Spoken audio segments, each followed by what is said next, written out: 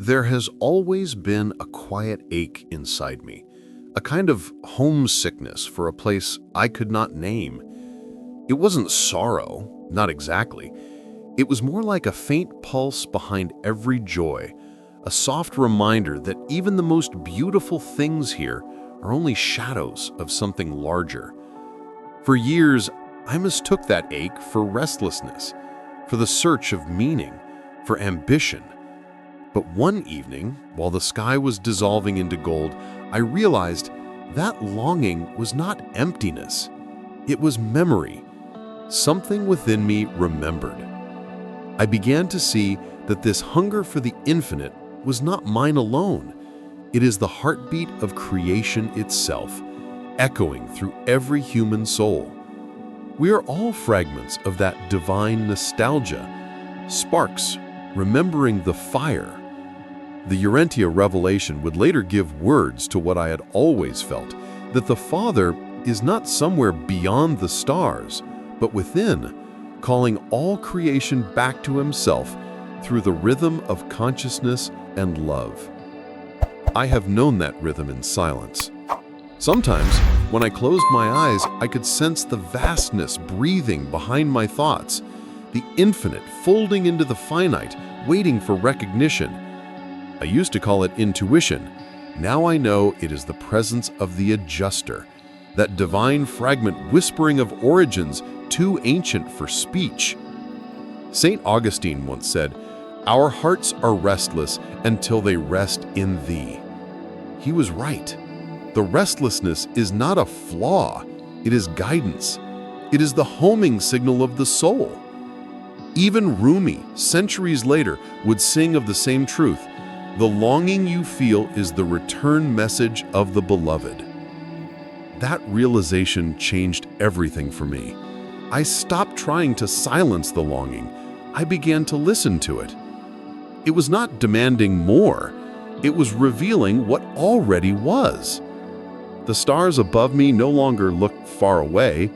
They seemed to rise within. I understood that the universe was not something to be reached.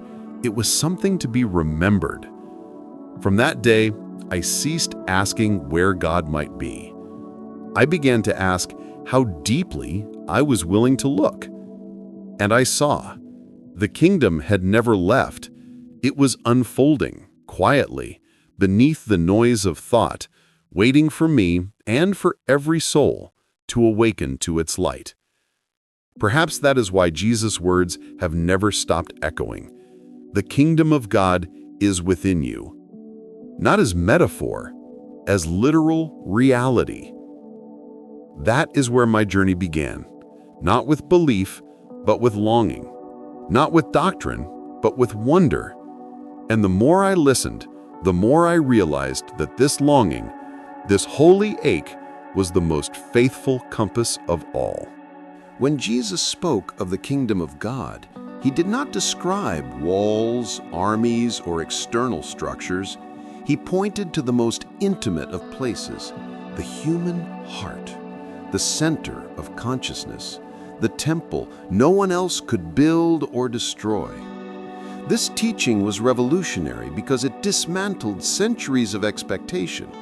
People looked for a political messiah, a ruler who would change circumstances from the outside. Jesus redirected the gaze inward. The kingdom of God is within you.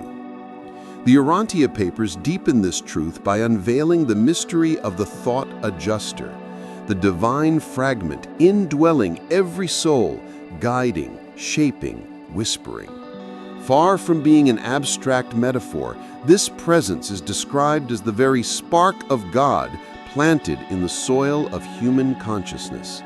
It is the psychology of the divine spark, an inner witness that calls us beyond ego, beyond fear, into alignment with our eternal origin. Psychology itself, when honest, affirms this. Carl Jung, searching in the depths of the psyche, discovered the archetype of the self, the inner image of wholeness, a reality that transcends the ego. He spoke of individuation, the process by which the fragmented self becomes whole by integrating its opposites, shadow and light. In Jung's vision, the self stands as the center, the guiding principle of inner life. How close this resonates with the adjuster, the presence within that orients the personality toward the divine pattern. Joseph Murphy, with the language of modern spirituality, translated this same truth into the language of the subconscious mind. He taught that belief, faith, and imagination are not passive but creative forces, capable of shaping life itself.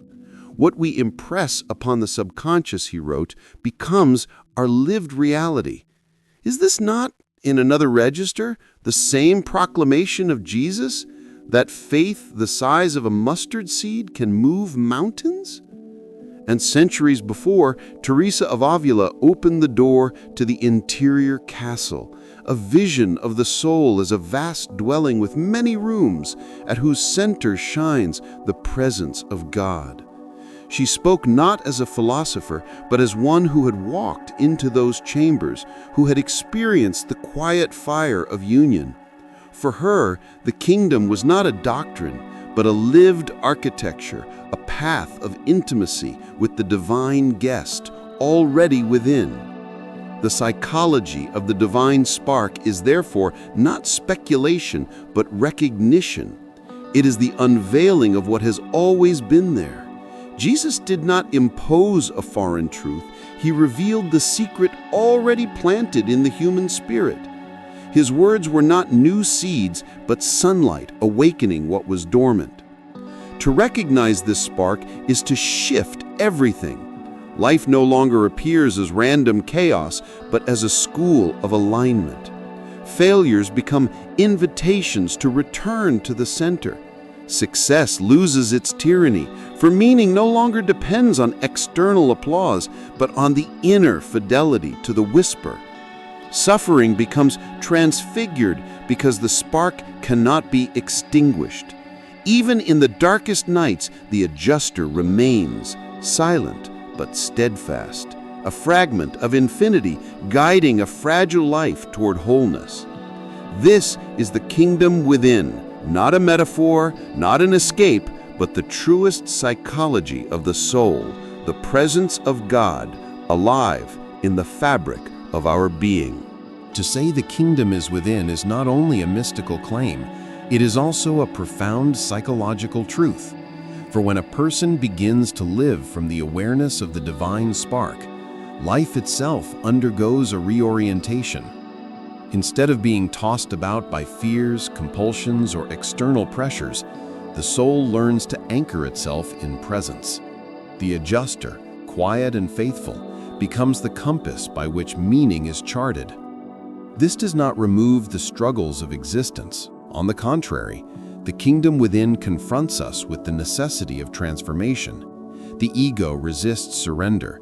The shadow refuses exposure. Illusions cling like vines around the heart. Jung understood this tension. Individuation is not the absence of conflict, but the courage to integrate it. The kingdom within does not erase the shadow, but transforms it by light. In the secret chambers of the soul, forgiveness, truth, and compassion are not ideas, but forces that reshape personality. Joseph Murphy's insights into the subconscious help illuminate this mystery in practical terms. He observed how patterns of thought and belief, deeply rooted in the subconscious, mold behavior, health, and destiny. If fear or guilt dominate the inner world, life reflects chaos and contraction. But when faith, love, and vision are impressed upon the subconscious, reality unfolds in harmony. Jesus' teaching, according to your faith, let it be done unto you, is both spiritual and psychological. Faith is alignment, an interior agreement that unlocks creative potential.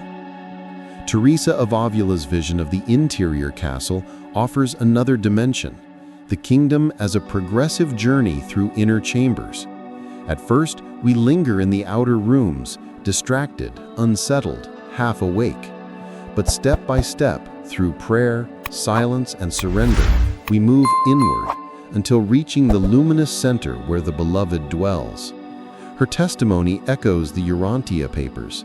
The adjuster waits not at the edges, but in the innermost sanctum where personality meets spirit.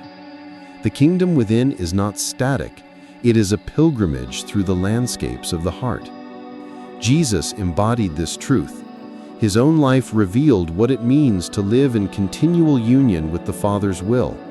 From boyhood through adulthood, his choices were guided not by convenience, but by inner fidelity. Even in the wilderness, facing temptation, his victory came not from external power, but from inward trust. This fidelity made his life radiant. He showed that the kingdom is not only discovered in silence, but expressed in action, in compassion for the suffering, in courage before injustice, in serenity amidst storms. For the modern seeker, the kingdom within is both challenge and invitation. Challenge because it calls us to take responsibility for the inner life, no longer blaming circumstances alone. Invitation because it reveals that the source of peace and creativity is already present, closer than breath. To live from this center is to discover resilience, the ability to stand in joy even when sorrow surrounds, to choose forgiveness when bitterness seduces, to see beauty where others see only ruin. This is the psychology of the divine spark, the discovery that the deepest layers of our being are not empty, but filled with light, that within us dwells not only memory and instinct, but eternity itself, that our identity is not confined to ego, history, or wound, but is anchored in a presence that calls us ever forward. The kingdom within is not a retreat from the world, but the foundation for transforming it. Those who awaken to the divine spark become bearers of hope. Their very presence becomes luminous. Their words carry weight. Their silence radiates peace. They are not perfect, but they are whole, and wholeness is the gift the world needs most. Thus, the kingdom within is the starting point of the cosmic journey, for only when we discover God in the depths of the self can we begin to perceive Him in the heights of the universe. Only by entering the secret place of the heart do we find the courage to walk the vast path of eternity. The spark within is the seed of infinity. To awaken it is to discover that heaven is already here and that the journey to the stars begins in the silence of the soul. When the scriptures declare that faith is the substance of things hoped for, the evidence of things not seen, Hebrews 11:1, they are not speaking of faith as mere optimism or blind acceptance. They are naming faith as a substance, a force that bridges the invisible and the visible. Jesus himself affirmed this when he said that even faith as small as a mustard seed could move mountains. Faith is not passive belief, it is creative alignment, the force through which the soul collaborates with God to shape reality. The Urantia papers describe faith as the living experience of trust in the Father's will, not an intellectual creed. Papers 142 to 143 emphasize that true religion is not ritual, but vitality, the soul's courageous decision to live as if the unseen is more real than the seen. Faith, in this sense, is not wishful thinking. It is an active, participatory law of the cosmos. Neville Goddard brought this truth into modern language when he spoke of imagination as the creative power of God at work within us. For Neville, what one vividly imagines with faith becomes embodied in life. To imagine is to conceive. To sustain the feeling of the wish fulfilled is to prepare the womb of reality. In his teaching, faith is not about begging for divine intervention, but about recognizing that the divine spark in us already holds the authority to create. This resonates deeply with the mystical currents of the Kabbalah. In its symbolic map, the Sephira of Dot represents knowledge that bridges the unseen realms with the material world. It is the channel through which divine energy flows into manifestation. Faith, then, is like Dot, the invisible connection between spirit and matter, the bridge where thought becomes form, where the eternal births itself into time. Faith as creative power is not about manipulating reality for selfish gain. Jesus constantly redirected faith away from ego and toward the Father's will. To have faith is not to demand control, but to surrender trust. And paradoxically, in this surrender, creativity flows. When the soul ceases to cling in fear, it becomes open to receive. It becomes fertile ground for the kingdom's seed. Psychologically, Joseph Murphy explained that the subconscious mind is shaped by repeated impressions. Negative beliefs produce cycles of defeat. Positive, faith-filled convictions generate transformation. But faith is not simply repeating affirmations. True faith arises when the conscious and subconscious are aligned, when the heart genuinely trusts the vision held. Jesus often said, "Do not fear, only believe." This was not moral advice, but practical instruction. Fear divides the heart, while faith unifies it. Faith is therefore both science and mystery. It operates lawfully. What is impressed inwardly will, over time, express outwardly. And yet it remains mystery, for the timing and form of its manifestation often surpass human calculation. Faith is creative cooperation with the unseen currents of God's reality. Faith, when lived rather than merely spoken, becomes a creative rhythm, the pulse of divine intelligence beating within the human soul. Jesus did not speak of faith as superstition or as a currency to bargain with God. He revealed it as the natural law of spiritual existence. When he said, "Whatever you ask in prayer, believe that you have received it, and it will be yours," he was unveiling the same principle that governs creation itself. Consciousness precedes form. Faith, in its purest essence, is the alignment of human imagination with divine purpose. Neville Goddard often said, "Assume the feeling of the wish fulfilled." For him, this was not self-delusion, but sacred participation. The imagination, guided by faith, becomes the womb of manifestation. Jesus embodied this perfectly. When he healed, he never doubted the outcome. His vision of wholeness was so vivid, so united with the Father's will, that reality conformed to it. The blind saw, the sick rose, the storm stilled. It was not magic, it was faith in action. A consciousness so aligned with divine harmony that discord could not remain. In the Urantia papers, faith is called the supreme assertion of human will aligned with divine will. It is both a gift and a choice. The adjuster whispers the possibility, but the human soul must believe it into being. In that cooperation, a universe is born. This is the secret of Da'at in the Kabbalah, the bridge between knowing and being. Faith transforms potential into actuality. The divine spark in us becomes co-creator with God. Psychologically, this principle explains why belief shapes destiny. The subconscious, as Joseph Murphy taught, does not distinguish between truth and imagination. It accepts as real whatever the conscious mind impresses with conviction. To fill the mind with fear is to plant seeds of limitation. To fill it with faith is to open the soil of infinite possibility. The subconscious is the workshop of creation, but faith is the architect. And yet, true faith is not egoic assertion, it is surrender. It is the quiet knowing that we are not separate from the source we invoke. Jesus' faith was never self-centered, it was filial. He trusted the Father not because he expected to control the future, but because he knew he was one with the eternal now.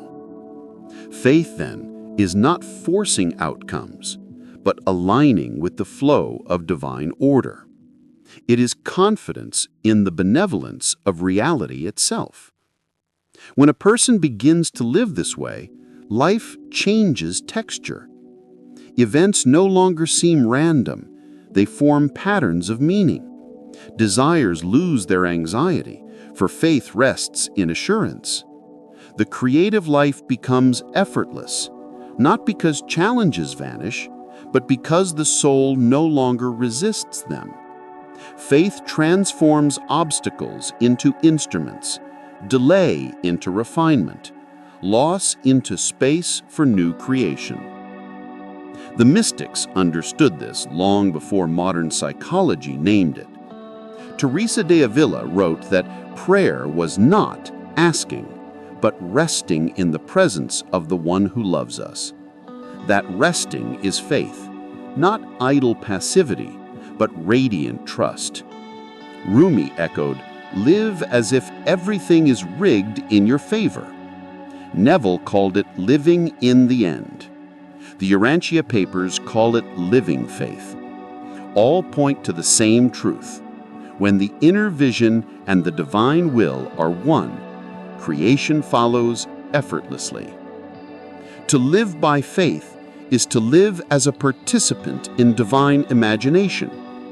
The kingdom becomes not an abstract promise, but a field of living energy responding to consciousness. Each thought, each act of love, each surrender to trust becomes a creative vibration extending through time and space. And so, faith is the architecture of the cosmos itself. Stars burn because divine intention holds them in being. Life unfolds because the source imagines it so. When Jesus called us to faith, he was inviting us into that same creative rhythm, to awaken as co-dreamers of the kingdom. The smallest seed of faith carries within it the pattern of galaxies because it participates in the mind of God. To have faith, then, is not to escape reality, but to align with its deepest order. It is to know that every prayer, sincerely held, reshapes not only the one who prays, but the world itself. The creative law of faith is not external. It is inscribed in the heart. To believe is to remember who we are, sparks of the infinite, breathing worlds into being through love. Love heals because it reunites. That is its first and deepest mystery. In a world fragmented by fear, guilt, and isolation, love restores what has been divided. It is not sentimentality, nor mere affection. It is the living vibration of divine unity at work in the soul. Jesus embodied this healing power not through ideology, but through presence. Wherever he walked, fragmentation gave way to wholeness, bodies straightened, minds cleared, hearts remembered their worth. The Urantia papers teach that the kingdom of heaven is a fraternity of love, not a hierarchy of authority. In papers 170 to 171, it is described as a cosmic brotherhood, a living communion of souls aligned with the will of God. Love, in this vision, is the very gravity of spirit that holds creation together. It is the invisible energy that Teilhard de Chardin called the creative axis of evolution, the fire driving matter toward consciousness and consciousness toward divinity. To love, therefore, is to participate in the ongoing creation of the universe. The power that shapes galaxies is the same that mends the human heart. Teilhard saw it clearly. The day will come when, after harnessing space, the winds, and the tides, we shall harness for God the energies of love. And on that day, for the second time in the history of the world, man will have discovered fire. Jesus lived that fire. He was its human expression, a heart in perfect alignment with divine gravity. Martin Luther King Jr. called it the beloved community, a society healed not by force, but by reconciliation. His vision echoed the kingdom that Jesus proclaimed. Both knew that love is not weakness, but the strongest of all energies. Love disarms violence, not by mirroring it, but by revealing its impotence before truth. It frees both the oppressor and the oppressed, because it breaks the chain of hatred that binds them both. From a psychological lens, love heals because it dissolves the illusion of separation, the root of all suffering. Fear says, "I am alone." Love says, "We are one." Fear isolates, love integrates. Where fear contracts, love expands. When Jesus said, "Love your enemies," he was not prescribing impossible ethics, he was describing the law of healing. Love for the enemy heals both souls because it reconnects them to the source of unity. The kingdom cannot exist where division reigns. In therapy, we speak of integration. In spirituality, of communion. In physics, of gravity. All are faces of the same reality, the return to wholeness. Love is not merely an emotion, it is a force of alignment. When a person feels genuinely loved, even for a moment, something shifts at the cellular level. Defenses soften, shame loosens, memory begins to breathe. The nervous system remembers safety. The soul remembers home. Jesus never healed by condemning, he healed by revealing. He looked into people and saw beyond their sickness, their sin, their social masks. Where others saw impurity, he saw forgotten innocence. Where others saw failure, he saw potential. His gaze was a mirror in which people remembered who they truly were. That is why his love was therapeutic. It was not indulgence, but recognition. He called forth the image of God in those who had forgotten it. To love as Jesus loved is therefore to see with clarity and compassion at once, to hold truth and tenderness together. It is to participate in the very structure of divine intelligence, where justice and mercy are not opposites, but two hands of the same embrace. This love is not limited by creed, tribe, or species. It is the pulse of life itself, the vibration of the kingdom flowing through all beings. To love is to heal, and to heal is to remember. Every wound, emotional, spiritual, even physical, is at its root a memory of separation, a forgetting of the whole. Love reverses that amnesia. It brings us back to belonging, to communion, to the living unity that underlies all forms. In this sense, love is not one virtue among others. It is the very atmosphere of the kingdom. Without love, no doctrine, no practice, no philosophy can restore the soul. When Jesus touched the untouchable, when he dined with the despised, when he forgave the condemned, he was not simply being compassionate, he was performing the alchemy of love. The outcast felt seen again. The sinner felt worthy again. The sick felt whole again, not because their past vanished, but because they were reminded that their essence was never lost. Love, in the hands of Jesus, did not deny pain, it transfigured it. In the Urantia papers, this is called the fraternity of the kingdom, a fellowship where every being is valued as a child of the same Father. It is more than social harmony, it is a cosmic reality. Love, in this framework, is not only emotion, but energy, the fundamental vibration of creation. Teilhard de Chardin foresaw this when he described love as the evolutionary force of the universe. Someday, after mastering the winds, the waves, the tides, and gravity, we shall harness for God the energies of love. Jesus already did. His life was the living demonstration of that harnessed force. But to live in love requires courage, because love demands vulnerability. It asks us to open the heart, not as an emotional gesture, but as an act of faith. Love is the ultimate form of trust. To love is to say, I believe there is something divine in you, even if you have forgotten it. And in doing so, we remind ourselves of our own divinity. This reciprocity is the hidden structure of all healing. Martin Luther King Jr. embodied this truth in the midst of hatred. He preached that love is the only force capable of transforming an enemy into a friend. His dream of the beloved community was not utopia. It was the kingdom of heaven manifest on earth, a society healed by the practice of redemptive love. "We must meet hate with love," he said, "for love is the only creative, redemptive, transforming power in the universe." From a psychological perspective, love rewires the inner world. It dissolves trauma's rigid patterns, replaces shame with worth, fear with trust. Neuroscience even shows that love, authentic, compassionate connection, restores the brain's capacity for safety and empathy. But long before modern science, Jesus practiced this with divine precision. His words were medicine, his silence was balm. His touch rewove the torn fabric of human souls. Forgiveness was his highest therapy. It was not amnesia, it was liberation. He forgave not because the offense was small, but because he understood that resentment is the real prison. "Forgive them," he said, "for they know not what they do."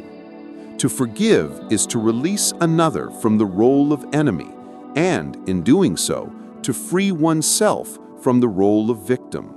Forgiveness is love's most advanced form of intelligence. Teilhard de Chardin saw love as the cosmic glue, the energy binding atoms into galaxies, souls into communion. He wrote, "Everything that rises must converge, and it is love that lifts."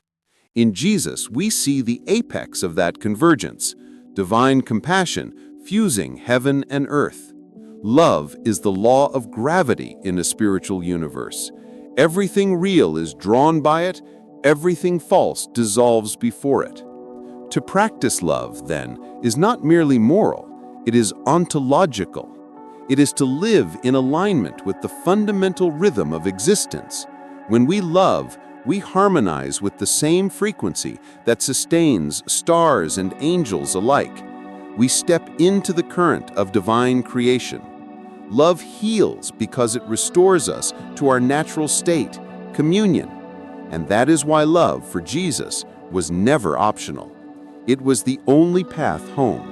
When we love, we enter the consciousness of the kingdom.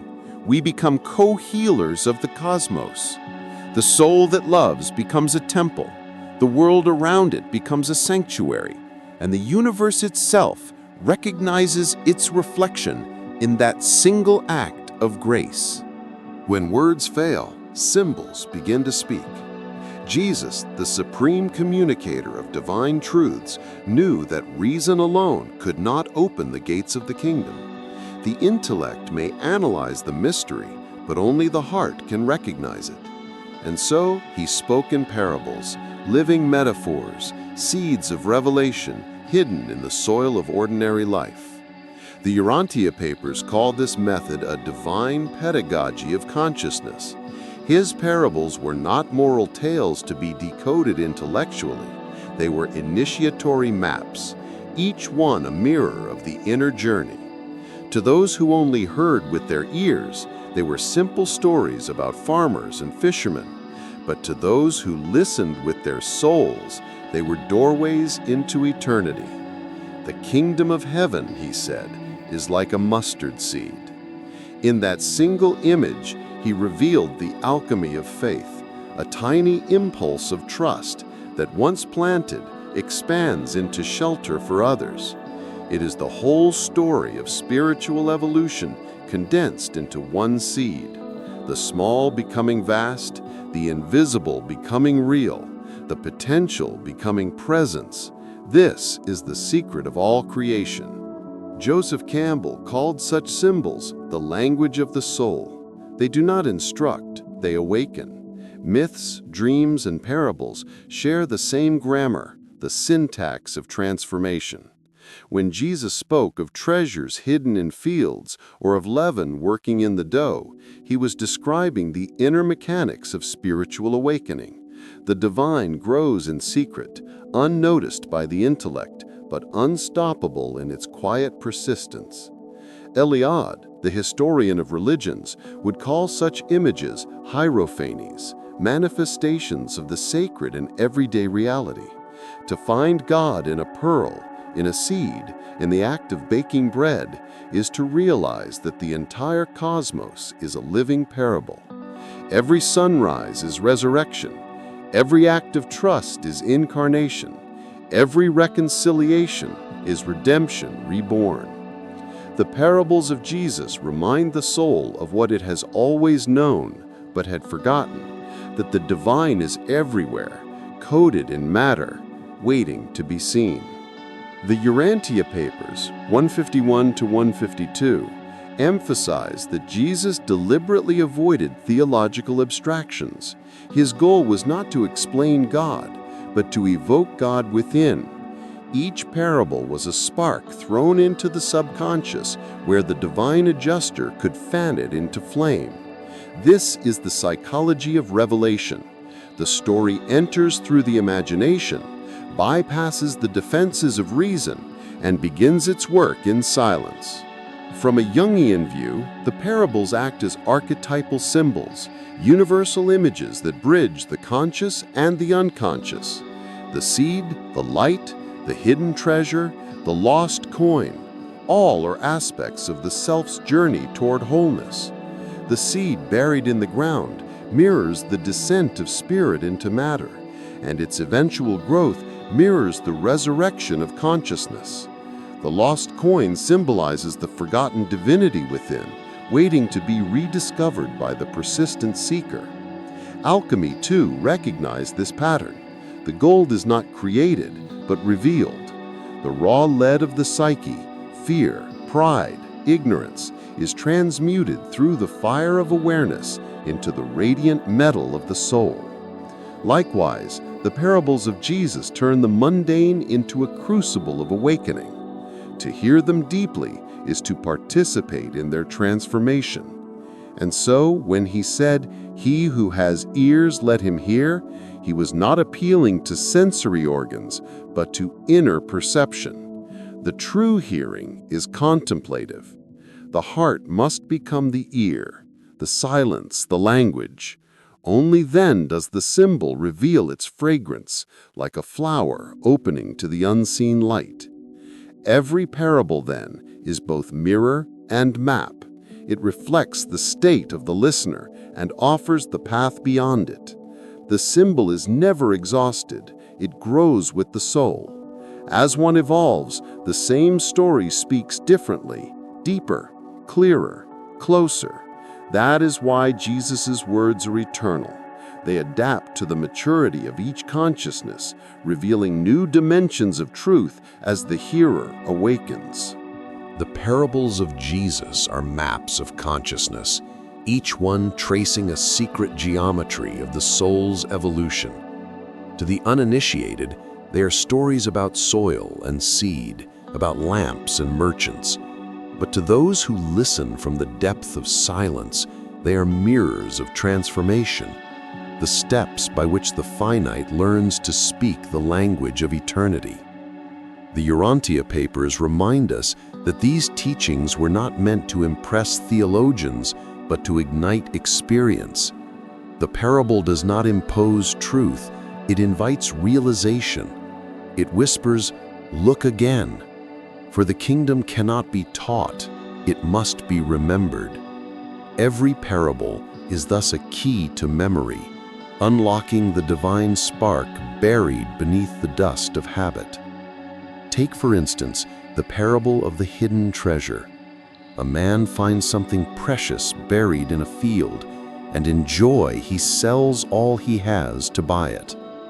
On the surface it seems simple, yet within it contains the entire drama of the soul. The field is life itself, and the treasure is the awareness of God within. Most walk over the field without knowing what lies beneath, but the one who stops, digs, and uncovers, the seeker of truth, discovers the gold hidden in the clay. In alchemical terms, this is the opus interior, the work of transmutation. The treasure cannot be given, it must be unearthed. To sell all is to surrender the illusions of control and ego, to trade the transient for the eternal. It is the most joyful exchange, to lose what was never real and to gain what never fades. The seed parables carry the same current. The kingdom is like a seed that grows though the farmer knows not how. The divine process unfolds in silence. Growth happens beneath the surface, invisible yet unstoppable. So it is with the soul. Transformation is not a spectacle, but a quiet alchemy. Faith is the soil, love is the sunlight, time is the patient gardener. In Hermetic philosophy, this secret growth is the great work, the unfolding of spirit through matter. The seed, the pearl, the leaven, these are emblems of hidden divinity. The yeast disappears into the dough, just as divine consciousness permeates creation. The invisible becomes visible through participation. The cosmos is not a machine, it is a parable written by God, and every atom is a word. Jesus' symbols carry both psychological and cosmological resonance. Psychologically, they touch the deepest archetypes, the lost, the found, the buried, the revealed. Cosmologically, they describe the universal rhythm of expansion and return, God descending into the world and the world ascending back into God. The soul's awakening is thus not separate from the evolution of the universe, it is its microcosm. Joseph Campbell would call this the hero's journey of the spirit. Every listener who truly hears becomes the protagonist of their own gospel. The path of the kingdom begins in the ordinary, fields, pearls, lamps, and ends in the extraordinary, the realization that the field is heaven, the pearl is consciousness, the lamp is the heart. To hear a parable, then, is to receive a mandala in words.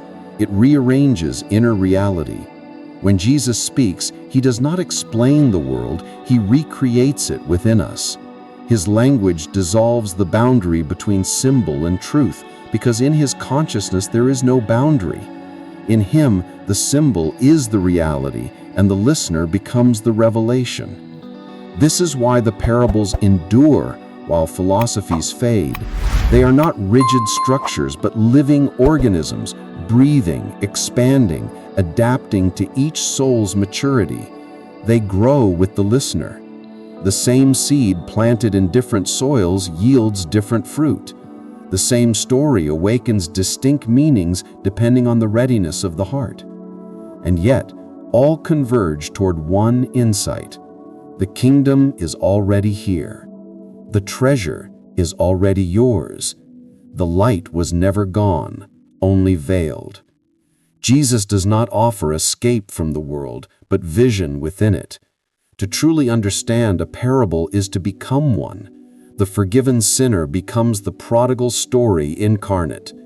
The compassionate heart becomes the good Samaritan walking again. So the greatest secret of all is not hidden in the story, but in the listener.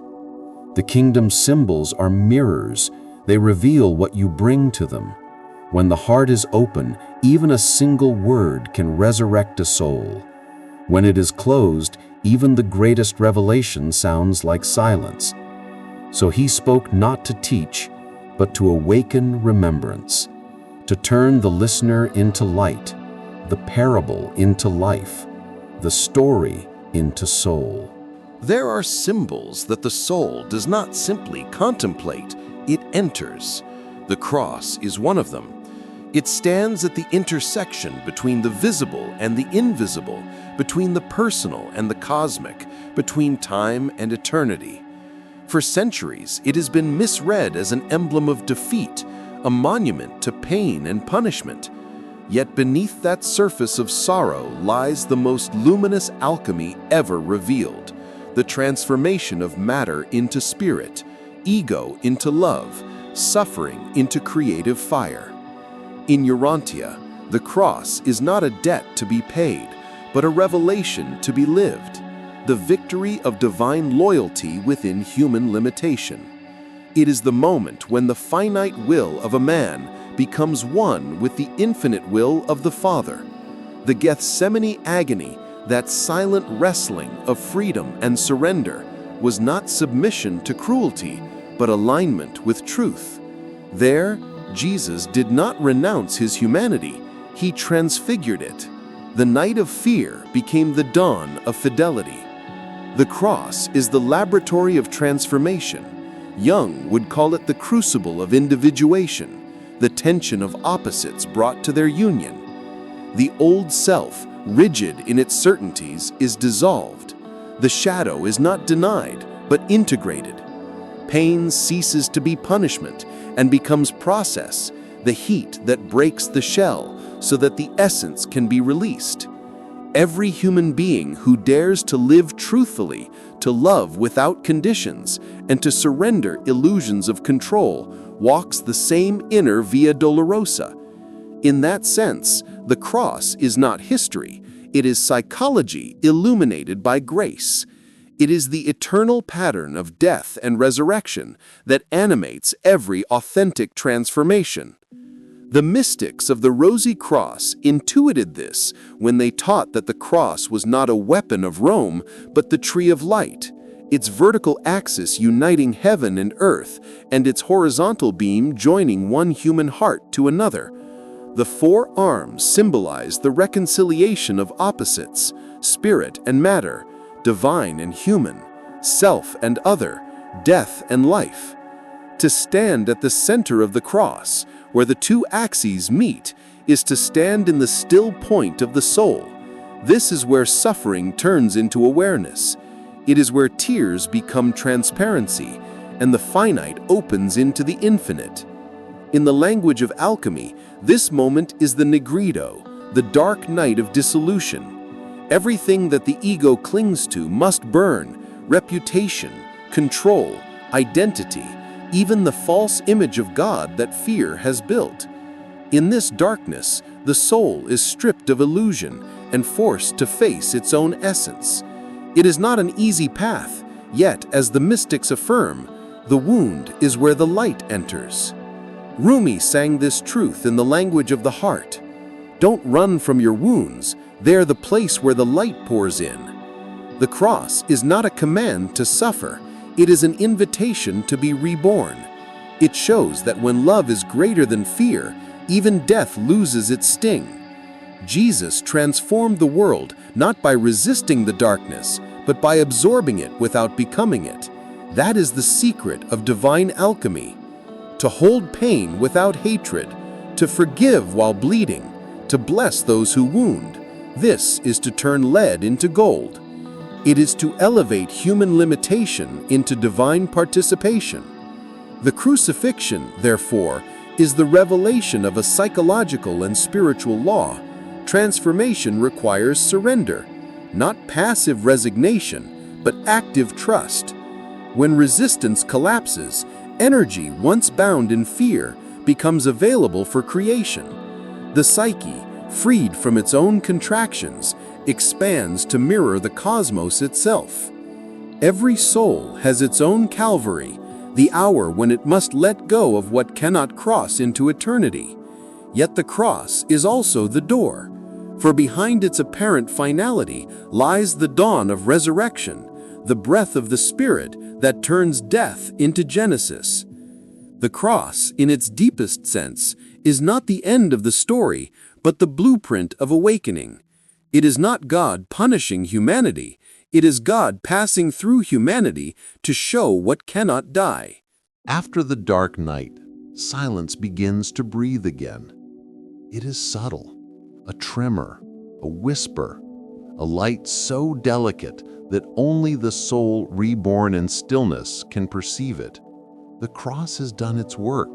The ego that once resisted now yields, and in that surrender, a new current of life flows. The alchemy of transformation completes its invisible cycle. The lead of suffering turns to the gold of consciousness. Jesus rises not merely from a tomb, but from the laws of limitation themselves. Resurrection is the signature of the universe written in human form. It reveals that nothing real can be destroyed and nothing false can endure.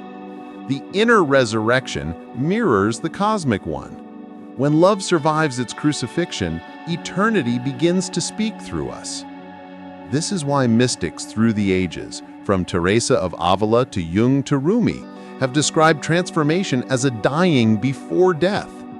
It is not a physical end, but the dissolution of the false center, that brittle ego that fears the loss of control. When it cracks open, the divine self, long hidden, emerges. The I that was separate dissolves into the I am that is eternal. In Urantia, the adjuster, that fragment of the Father within, is the architect of this resurrection. The soul that consents to truth becomes translucent enough for the divine light to shine through. The cross thus becomes a mirror. It reflects not defeat, but the process by which mortality fuses with immortality. Every scar that love carries becomes a new constellation in the soul's firmament. When we begin to live from that resurrected space, even ordinary gestures change frequency. Forgiving becomes effortless because the self that once needed to defend itself is gone. Compassion flows naturally because separation has ended. This is the hidden meaning of Christ's words. It is finished. Not an ending, but the completion of the cycle of alchemy. In psychological terms, resurrection is the integration of the unconscious. What was repressed or feared becomes embraced and transformed. The rejected parts of the psyche, anger, desire, weakness, grief, are purified not by denial, but by love's fire. Jung called this the conjunctio, the sacred marriage between opposites. The mystics named it union. Urantia names it fusion. This fusion is not theoretical. It is experiential. It happens every time the soul says yes to the truth instead of retreating into illusion. Every yes is a resurrection. Every surrender, a small eternity opening inside time. The alchemy of the cross also implies service. Once transfigured, the soul cannot remain enclosed in its own light. It becomes radiant, creative, contagious. It walks into the world as a silent healer. That is the cosmic logic of love. It circulates, it expands, it creates universes of hope. Teilhard de Chardin called this movement the Christogenesis, the gradual birth of the cosmic Christ in all creation. Every act of forgiveness, every honest surrender, every small fidelity participates in this evolution. The same energy that spun galaxies now awakens in human hearts. The microcosm reflects the macrocosm. The crucified love within one soul becomes the resurrection of the world. Even pain itself begins to carry another fragrance. It no longer isolates, it initiates. The very places where we once bled become thresholds where others can find healing. The wounded healer, as Henri Nouwen would later call it, embodies this paradox. By embracing our vulnerability, we become instruments of divine strength. Thus, the cross ceases to be a symbol of tragedy and becomes a doorway to participation in the infinite. To carry one's cross, in truth, is to walk consciously through the fire of transformation, knowing that each loss is preparing the soul for union. This is the cosmic pedagogy of love, the mystery by which death becomes birth, surrender becomes sovereignty, and humanity becomes divine. At the summit of this mystery, the universe whispers the same truth that was spoken in silence on Calvary. Nothing is lost, nothing is wasted, all is transformed in the fire of love. Resurrection is not an event chained to a tomb 2,000 years ago. It is the rhythm of the universe itself, the pulse by which the finite keeps rediscovering the infinite. Every morning the sun enacts it. Every act of forgiveness repeats it. Every human soul that dares to rise after falling mirrors the mystery that Jesus revealed not as spectacle, but as revelation. Life cannot die, for it is born of the eternal. The Urantia papers describe the resurrection not as miracle against nature, but as nature in its purest form, spirit transcending the boundaries of material perception. When the stone rolled away, it was not only a door to a sepulchre that opened, but a portal in consciousness. The victory was not over biological death, but over the illusion that the soul can ever be separated from its source. Jesus reappeared not to prove survival, but to awaken memory. Each manifestation after his rising was a mirror held to humanity. This is who you are when you remember. The Christ presence did not return to boast of divinity, but to reveal it as the birthright of all. His words after resurrection, gentle, human, intimate, carried no threat, only reassurance, peace be upon you. That phrase was the first sermon of eternity, the announcement that peace is the natural state of the awakened spirit.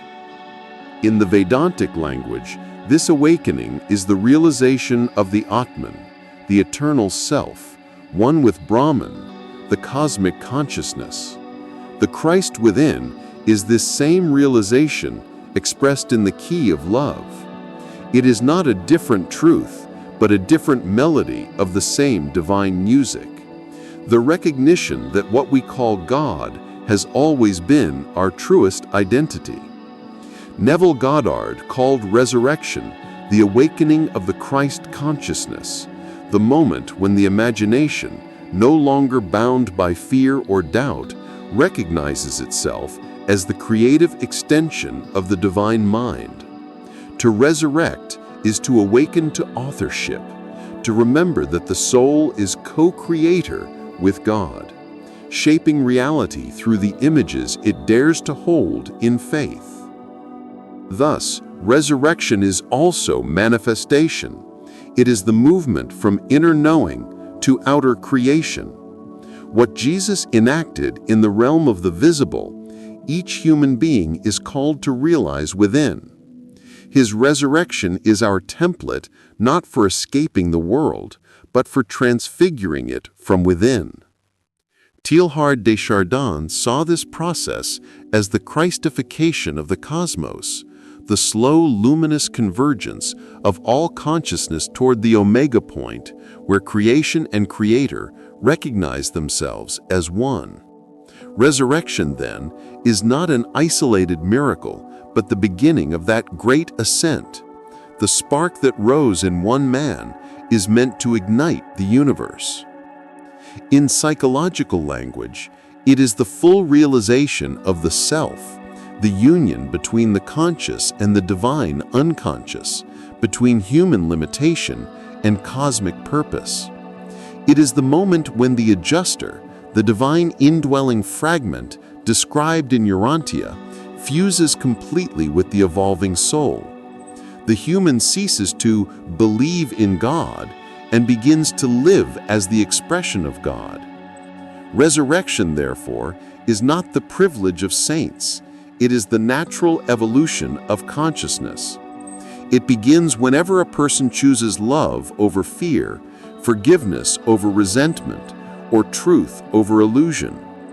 Each of these small awakenings participates in the same current that lifted Jesus from death into light. The mystery is not that he rose, but that he remains. His presence continues, not as memory, but as frequency.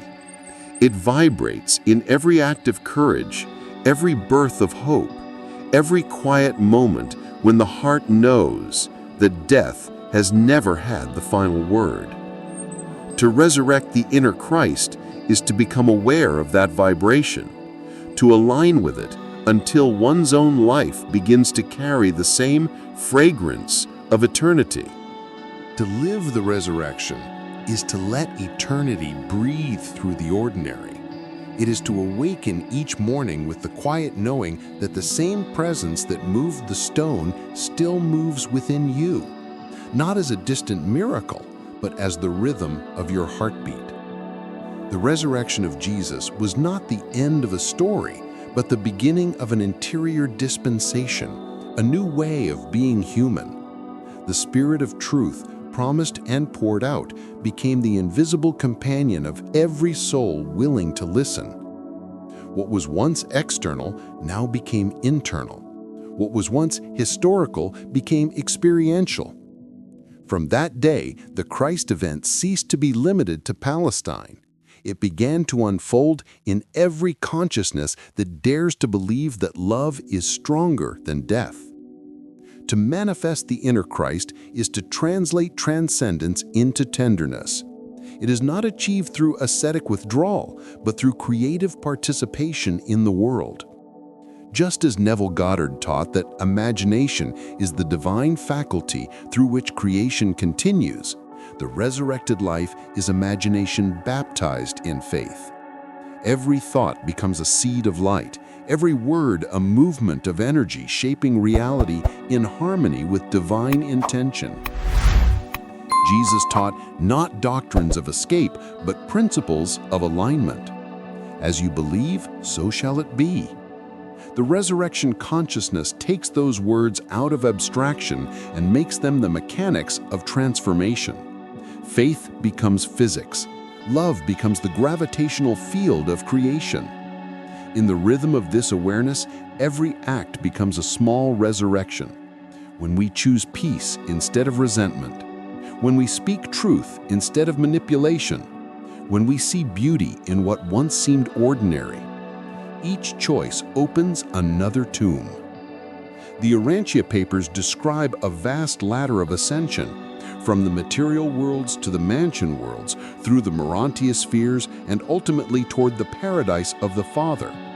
Yet this cosmic ladder begins in the smallest descent, a single decision toward love. The macrocosm mirrors the microcosm. The evolution of galaxies is the echo of what happens in one heart surrendering to God.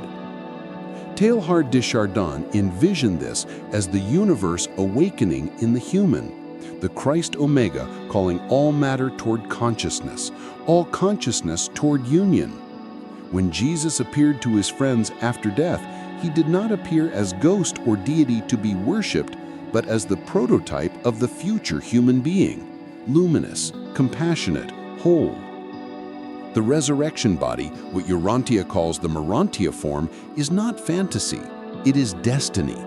It is the pattern toward which all creation is maturing, spirit-infused matter, light within form, heaven embodied in earth.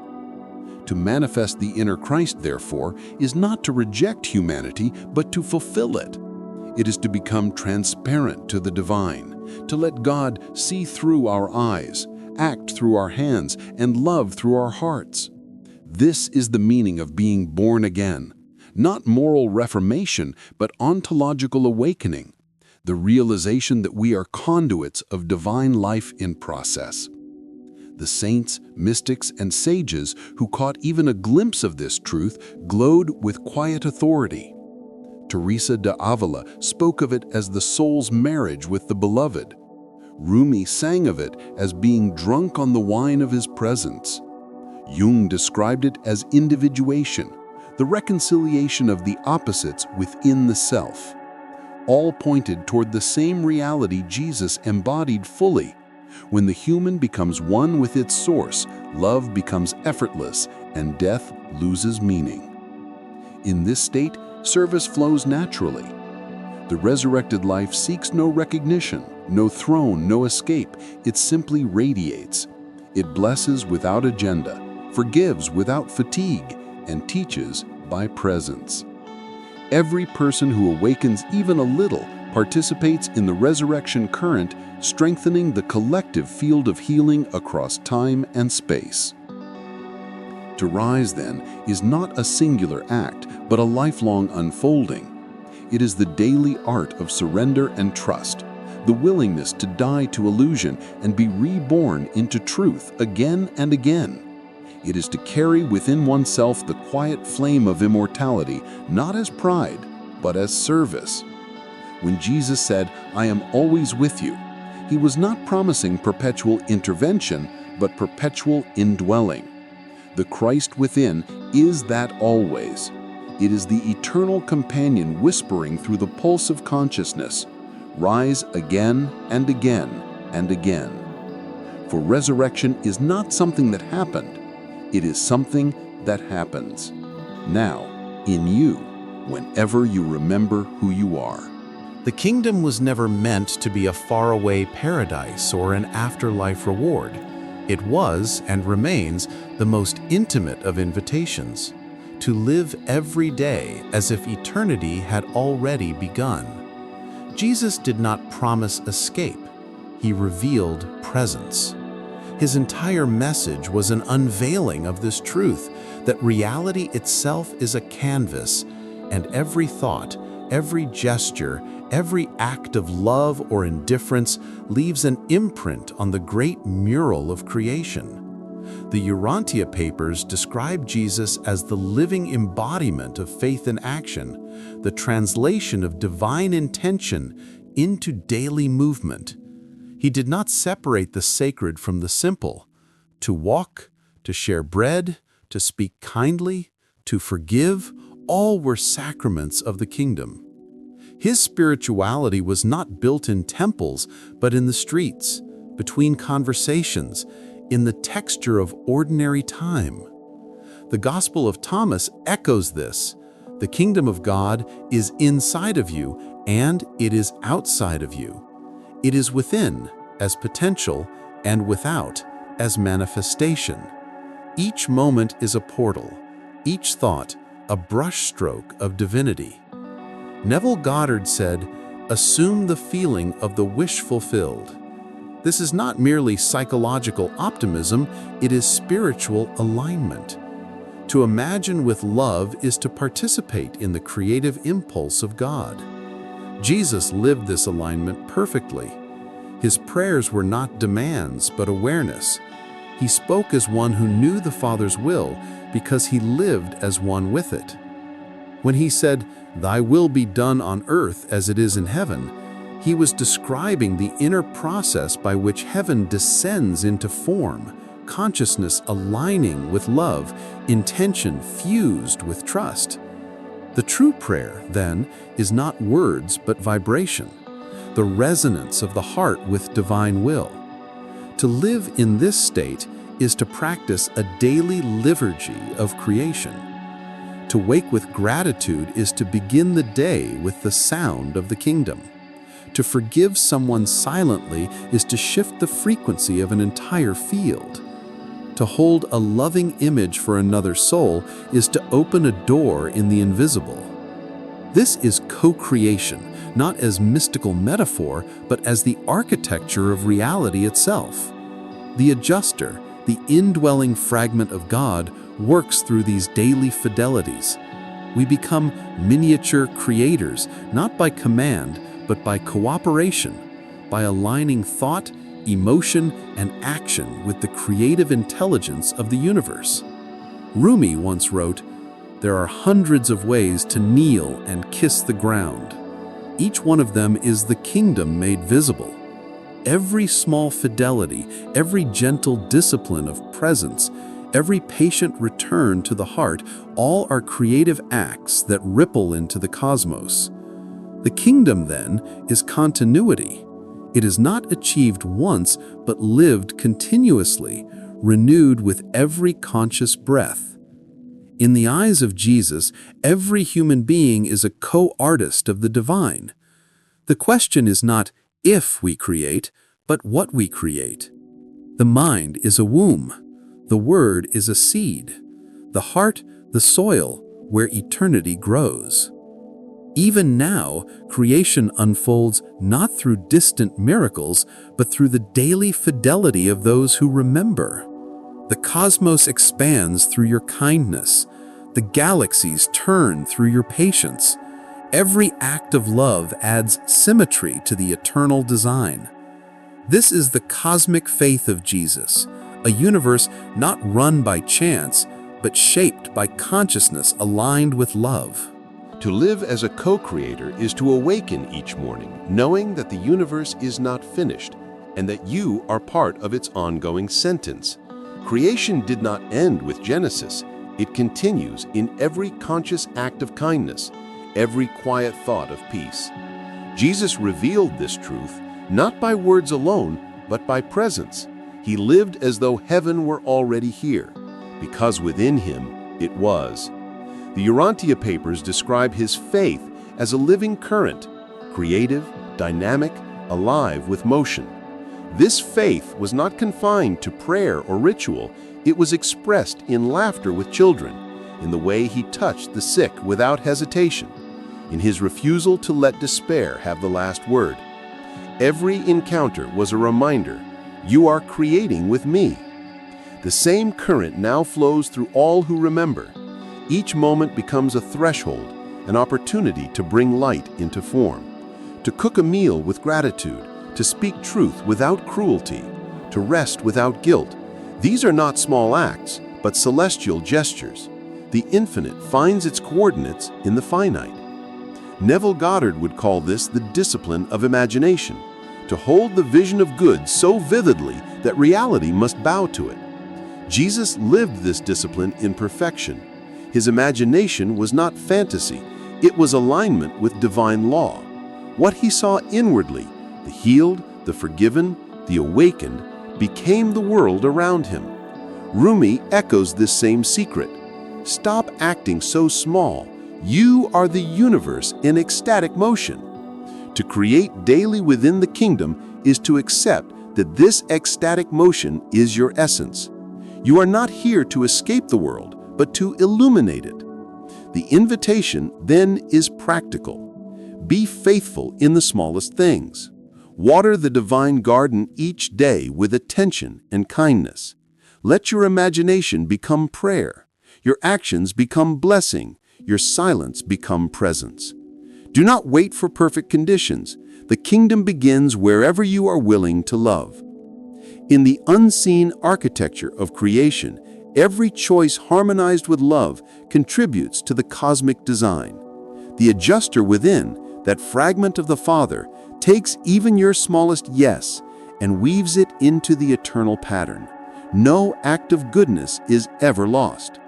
When you listen to your intuition, when you comfort a soul, when you imagine peace instead of catastrophe, you are collaborating with God.